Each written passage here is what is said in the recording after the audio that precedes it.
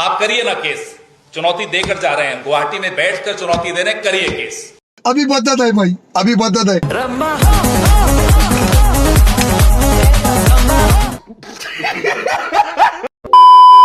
आज यानी 9 अप्रैल को आसाम में वोटिंग हो रही है और इस वोटिंग से ठीक 4 दिन पहले दिल्ली में कांग्रेस के सीनियर लीडर पवन खेरा ने एक प्रेस कॉन्फ्रेंस करके आसाम के चीफ मिनिस्टर हिमंता बिस्वा शर्मा की फैमिली पर सीरियस एलिगेशंस लगा दिए थे।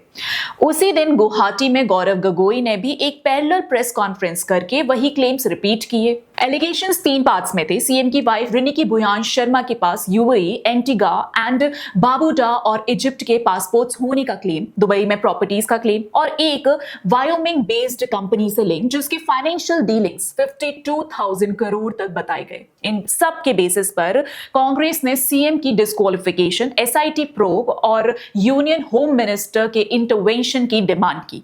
लेकिन सबसे क्रिटिकल चीज थी टाइमिंग। जब वोटर्स आज वोट डालने जा रहे हैं, उससे सिर्फ कुछ दिन पहले इतने बड़े एलिगेशंस रखना सिर्फ पॉलिटिकल स्टेटमेंट नहीं होता, ये एक फैक्चुअल क्लेम होता है जिसके लिए एक स्ट्रॉन्ग एविडेंस जरूरी होता है। और यहीं पर पूरा नैरेटिव वीक पड़ता दिखा कांग्रेस का। प्रेस कॉन्फ्रेंस के कुछ ही घंटों के अंदर हिमंता बिस्वा शर्मा ने एक्स पर डॉक्यूमेंट्स का ब्रेकडाउन शेयर किया जिसमें बेसिक लेवल की गलतियां सामने आई। पासपोर्ट्स में उनकी पत्नी का सरनेम शर्मा लिखा था जबकि ऑफिशियल स्पेलिंग शर्मा है। जो फोटो यूज हुई वो पब्लिक इमेज थी जबकि पासपोर्ट के लिए बायोमेट्रिक फोटो मैंडेटरी होती है। यूएआईडी डिटेल्स में मशीन रीडेबल जोन और विजिबल डेटा मैच नहीं कर रहे थे। एंटीगा पासपोर्ट में एक्सपायरी मिसमैच थी और इजिप्टियन पासपोर्ट में स्पेलिंग मिस्टेक्स और नंबर मिसमैच जैसे एरर्स थे।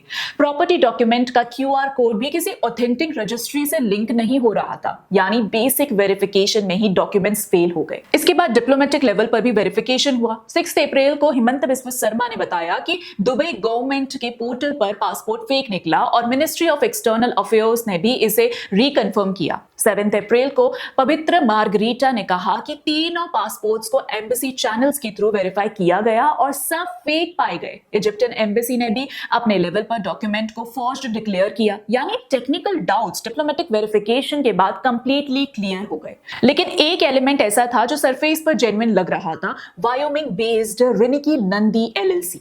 ये एंटिटी एग्जिस्ट करती है और इसका रिकॉर्ड पब्लिक डेटाबेस में मिला, लेकिन ये कंपनी 3 अप्रैल 2026 को फाइल हुई थी, यानी प्रेस कॉन्फ्रेंस से सिर्फ 2 दिन पहले। इससे एंड्रयू पियर्स ने फाइल किया जो एक कमर्शियल सर्विस के थ्रू एलएलसी रजिस्ट्रेशन करते हैं जहां कोई भी इंसान किसी भी नाम से कंपनी रजिस्टर करवा सकता है। कंपनी का नाम सीएम की वाइफ और बेटे के नाम का कॉम्बिनेशन लगता है जो देखते ही सस्पिशन क्रिएट करता है।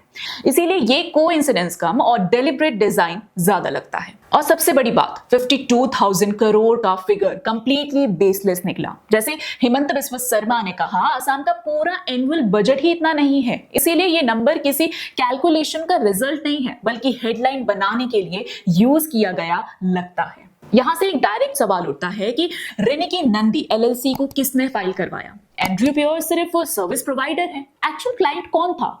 जब तक इसका जवाब नहीं मिलता, स्ट्रॉन्ग इंटरफेरेंस यही बनता है कि प्रेस कॉन्फ्रेंस से पहले एक शेल कंपनी क्रिएट की गई ताकि उसे एविडेंस के रूप में दिखाया जा सके।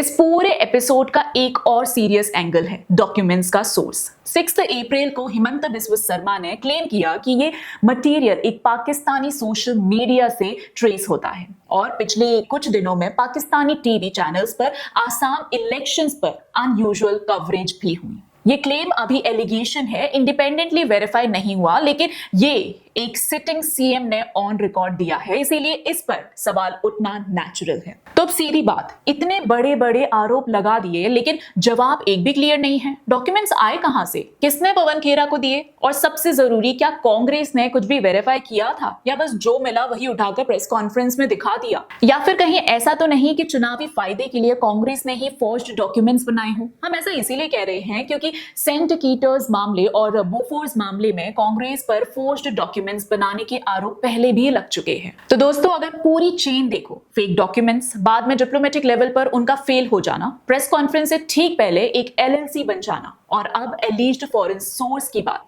तो ये कोई नॉर्मल गलती नहीं लगती। ये साफ लगता है कि पहले स्टोरी बनाई गई और फिर उसे सही दिखाने के लिए एविडेंस जोड़ा गया। सीधी बात, कांग्रेस ने बिना पक्के सबूत के इतने बड़े आरोप लगाए, वो भी इलेक्शन से ठीक पहले।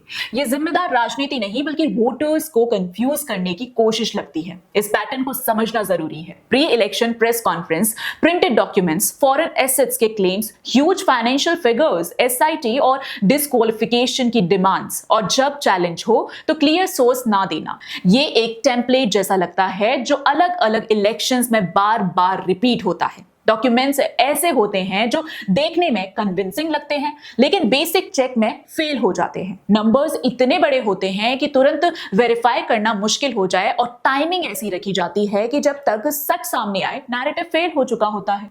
और फिर जब सवाल पूछे जाते हैं तो जवाब देने की बजाय पीछे हटना शुरू हो जाता है। पवन खेरा ने एलिगेशंस तो बहुत बड़े बड़े लगाए, लेकिन अब क्लियर जवाब कहां है? डॉक्यूमेंट्स का सोर्स क्या था? वेरिफिकेशन हुआ था या नहीं? और जहां तक उनके मूवमेंट्स की बात है, अलग अलग वीडियो सामने आ रही हैं जिनमें पवन खेरा कभी चेहरा छुपाते हुए दिख रहे हैं, कभी दिल्ली से हैदराबाद पहुंचने की खबरें आ रही हैं। एक जगह टिककर जवाब देने की बजाय इधर उधर पुलिस से बचते भागते दिखाई दे रहे हैं। सीधी बात, जब आरोप इतने बड़े लगाओ तो जवाब देने की भी जिम्मेदारी होती है। अब अगर साफ जवाब देने की बजाय बचते हुए दिखो तो सवाल और बढ़ते हैं। और लोग भी यही कह रहे हैं कि अगर सब कुछ सच था तो सामने आकर साफ साफ एक्सप्लेन क्यों नहीं कर रहे, पुलिस जांच में सहयोग क्यों नहीं कर रहे। वैसे इसमें फ्रेमिंग भी एक खेल लगता है। पवन खेरा अपने आरोपों को पब्लिक इंटरेस्ट के सवाल बता देते हैं, और जब मामला उल्टा पड़ता है तो सुप्रिया श्रीनेत और जयराम रमेश उसे विच हंट कहने लगते हैं। सीधी बात, अगर सब कुछ इतना ही साफ और सच था तो फिर ठोस सबूत कहाँ हैं? क्यों बेसिक वेरिफिकेशन में ही डॉक्यूमेंट्स गिर जाते हैं? क्यों हर बार सोर्स क्लियर नहीं होता? ये कांग्रेस का पैटर्न अब साफ दिखने लगा है। बड़े बड़े आरोप, भारी भरकम नंबर्स, फॉरेन लिंक्स की कहानियां, और जब स्क्रूटनी हो तो जवाब गायब।